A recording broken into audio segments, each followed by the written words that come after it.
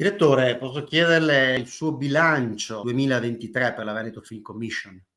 È stato un buon 2023 in termini di numero di produzioni, ha visto l'apertura di questo fondo da 5 milioni, un'apertura che per me è molto importante essere cadenzata in 2 finestre l'anno, quindi anche questo lo dico un po' più a beneficio degli addetti ai lavori che del normale spettatore, diciamo così, però la Regione dal 2018 ha messo dei fondi europei, fondi FESR sul cinema, e adesso finalmente si è trovato un modo perché abbiano una regolarità nella loro assegnazione, e questo è veramente positivo, e ribadisco, utilizzo di nuovo l'aggettivo virtuoso per il sistema cinema veneto.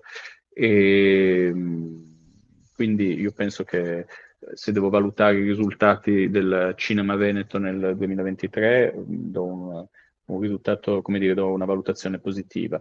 E adesso sul 24 ci sono dei progetti molto interessanti di serialità, di lungometraggi che arriveranno in Veneto. Adesso, come sapete, l'inverno è un momento in cui le produzioni diminuiscono in genere dicembre, gennaio, le loro attività, Certo, e corretto. riprende un pochino più con la bella stagione.